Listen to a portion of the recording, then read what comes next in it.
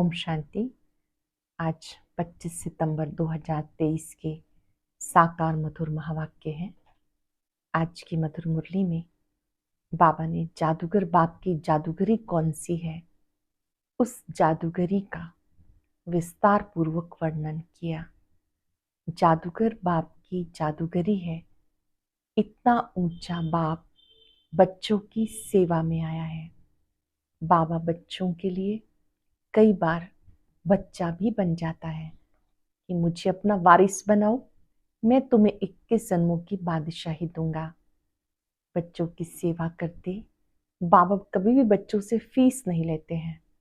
बाबा कहते, बच्चे मैं तो तुम्हारी सेवा में आया हूँ, तुम्हें मनुष्य से देवता बनाने के लिए।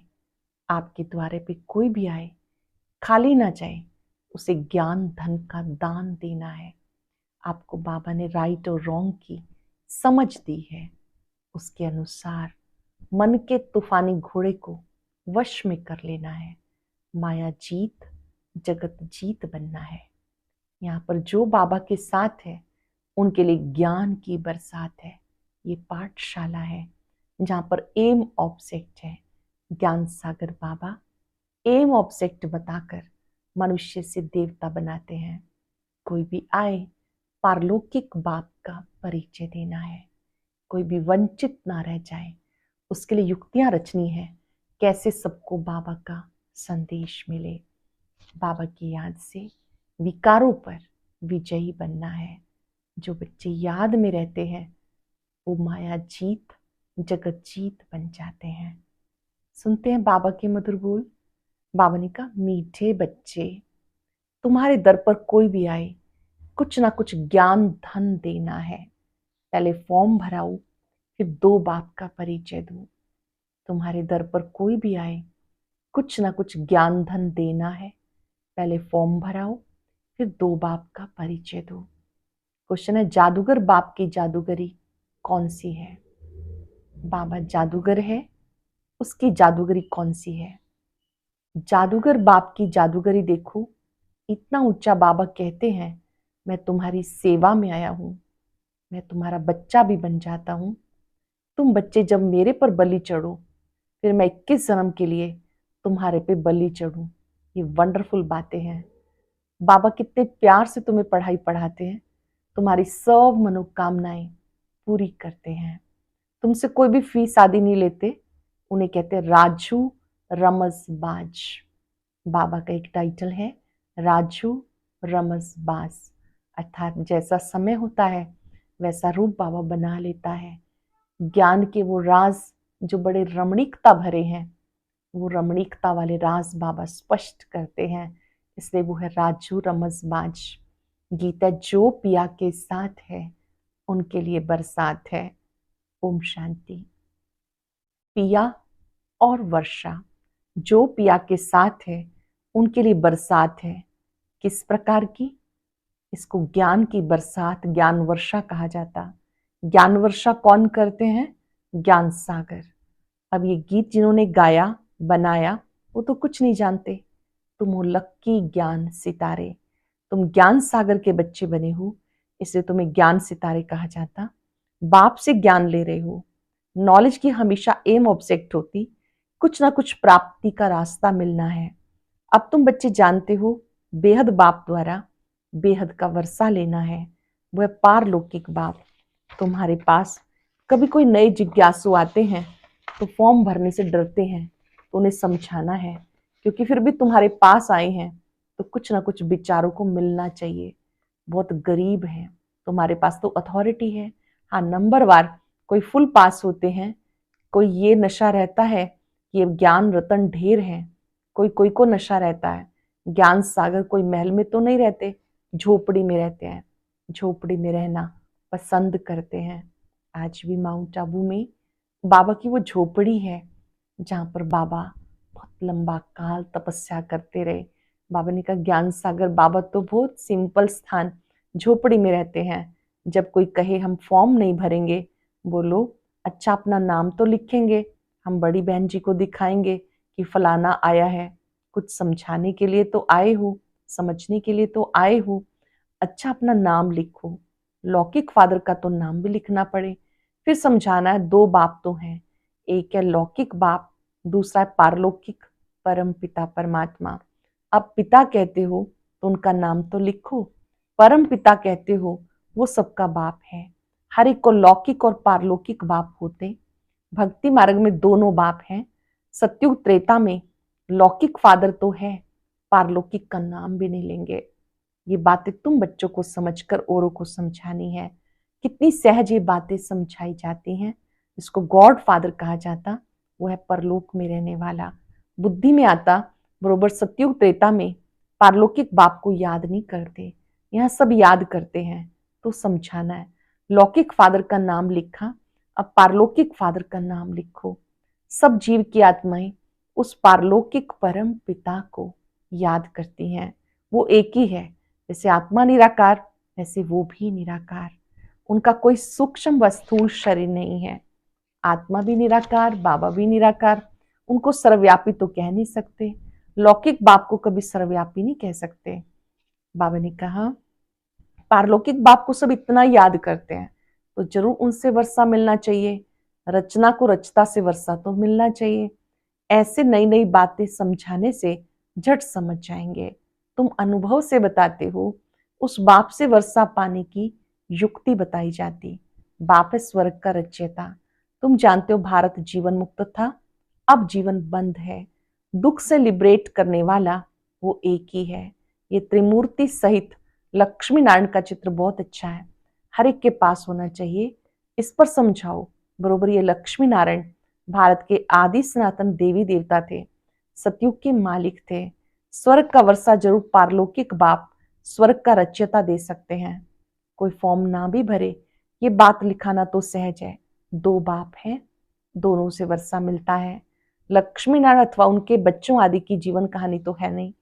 श्री कृष्ण के लिए कहते उनको टोकरी में ले गए। अच्छा, इन लक्ष्मी नारायण को राज्य कहाँ से मिला? बरोबर आदि सनातन देवी देवताओं का राज्य था। इसमें पहला नंबर लक्ष्मी नारायण है। उनको इस स्वर्ग का वर्षा किसने दिया? ये प्रजापिता ब्रह्मा भी बैठा है, ये वर्षा लक्ष्मी नारायण सामने खड़े हैं।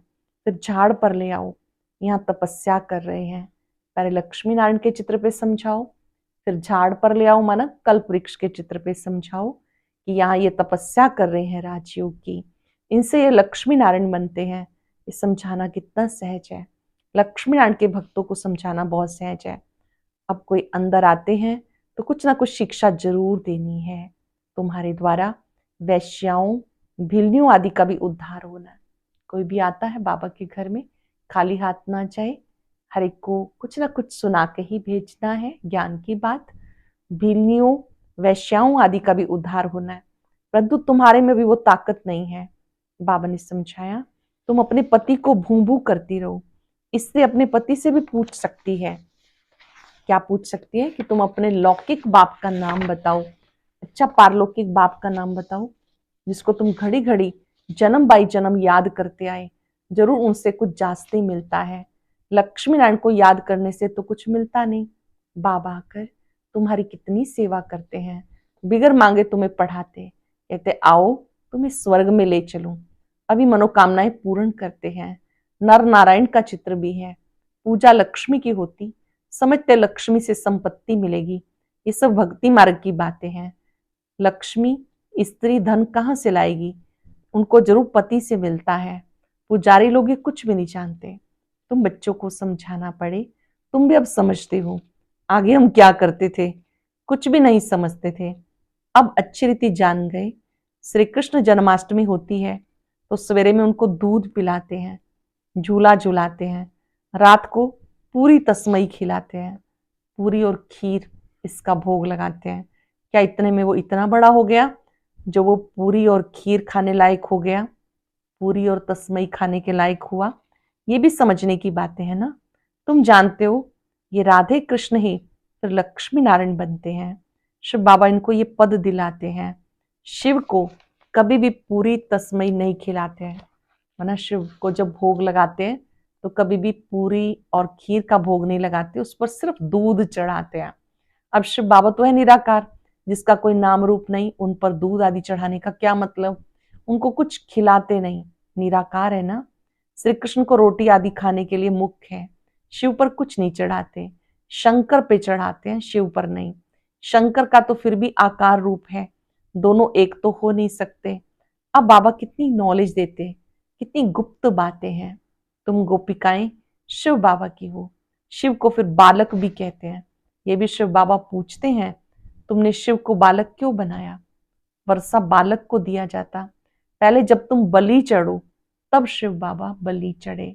ये भी है, बाप बच्चों पर बलि चढ़ते हैं, परंतु कहते पहले तुम्हें बलि चढ़ना है तब मैं चढ़ूं।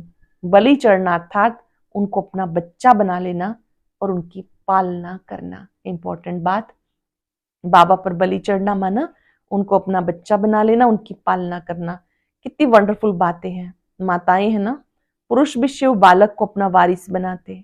शिव बाबा को जादूगर कहते हैं, लक्ष्मी नारायण जादूगर नहीं। ये बड़ी गुप्त बातें हैं। शिव बाबा है जादूगर, उनको जादूगर कहते हैं, लक्ष्मी नारायण जादूगर नहीं। ये बड़ी गुप्त बातें हैं, विरला कोई समझ सकते हैं। अपरोक्ष भी बताते हैं। तुम बच्चे अनुभवी हो, बाबा ने साक्षात्कार किया, मम्मा ने कोई साक्षात्कार नहीं किया, फिर भी मम्मा सबसे तीखी गई। सबको तो साक्षात्कार नहीं होगा, ऐसे तो बहुतों को साक्षात्कार हुए, आज है नहीं।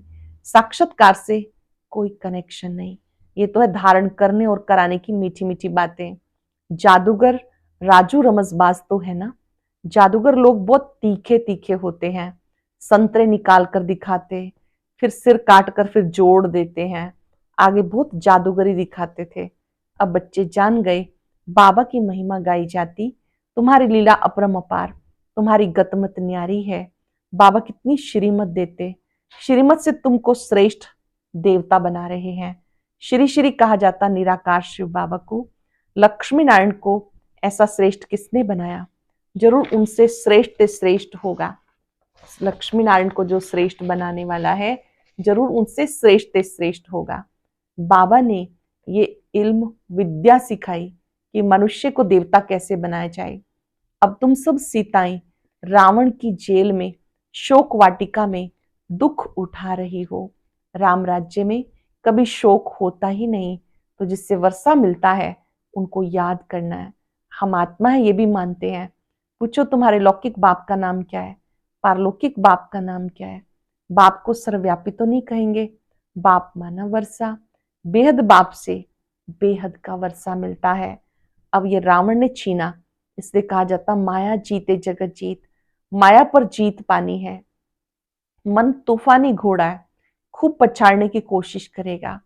बाबा ने तुम्हारी बुद्धि का ताला खोल दिया, तुम राइट और रॉन्ग को समझ सकते हो, तुम समझा सकते हो। अब ये दुनिया बदल रही है, महाभारी लड़ाई जरूर लगनी है, उसमें सब विनाश होंगे। यादव मुस्लिम से अपने ही यादव कुल का विनाश करते हैं। पांडव कुल की जीत होनी है, परंतु दिखाया 5 पांडव बचे, वो भी पहाड़ों पर गल मरे। बाकी क्या रहा? कुछ नहीं। राजयोग सिखाया, कुछ तो बचे होंगे, प्रलय थोड़ी हो जाती। ये सब बातें तुम जानते हो। दिखाते श्री कृष्ण सागर पत्ते पर आया, श्री कृष्ण सागर में पीपल के पत्ते पर आया। श्री कृष्ण तो गर्भ महल में जाते हैं, गर्भ जेल में दुख होता है, सागर में गर्भ महल है। सागर तो गर्भ महल है, बड़े आराम से बैठा रहता। जन्म जन्मांतर से गीता का ज्ञान भागवत आदि सुनते आए, भक्ति में ढूंढते आए। अब तुम एक सेकंड में स्वर्ग का मालिक बनते हो, इसको भावी कहते हैं। परंतु भावी किसकी? भावी ड्रामा की कहेंगे, बना बनाया ड्रामा है। मनुष्य तो सिर्फ भावी कहते रहते, समझते कुछ नहीं।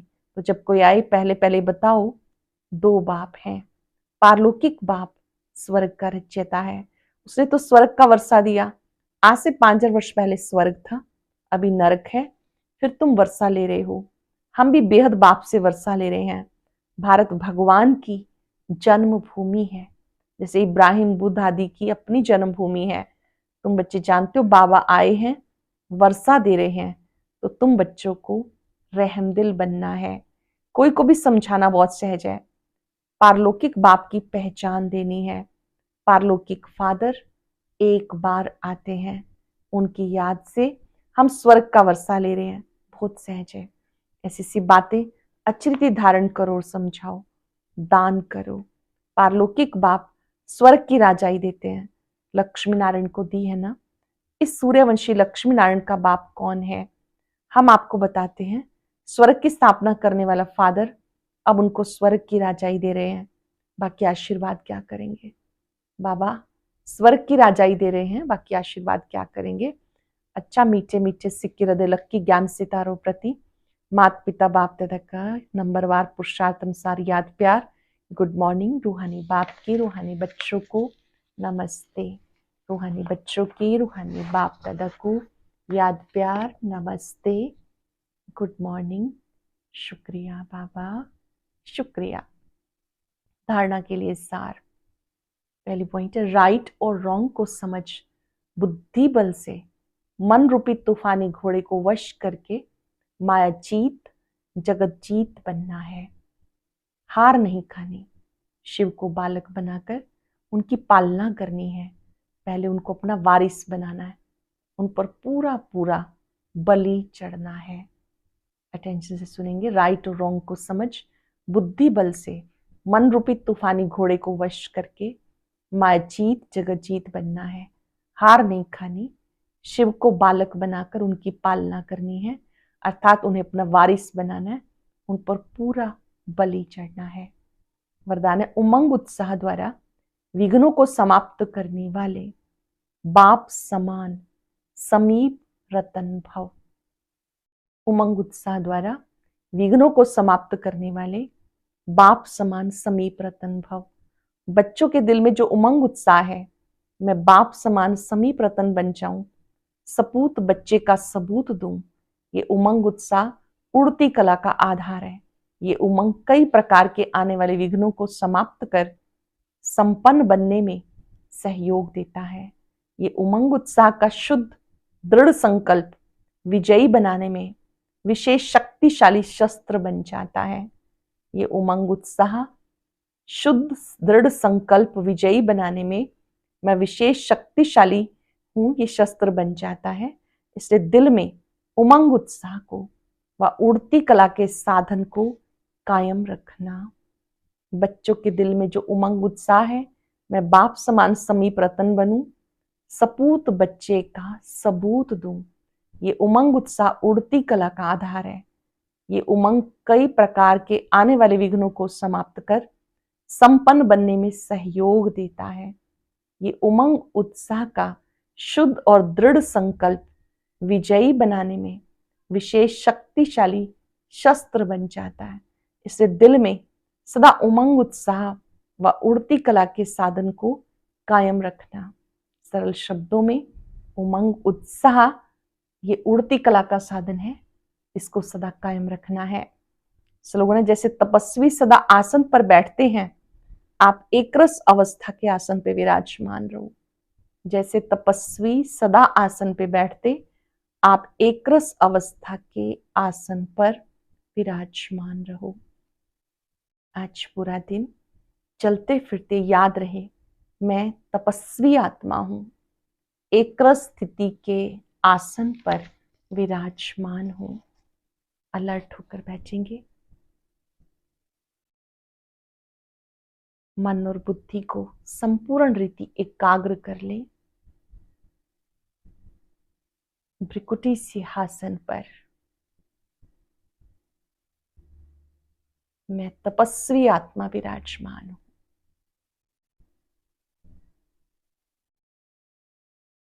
इस रथ को चलाने के निमित्त मैं ज्योति बिंदु आत्मा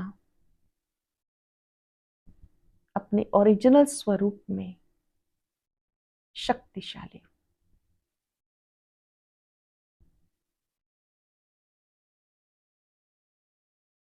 मेरा मन बुद्धि बाबा पर एकाग्र है। एक से ही सर्व रस प्राप्त करने के निमित्त हूं, जिसके सभी संबंध एक के साथ हैं, वही एक रस है।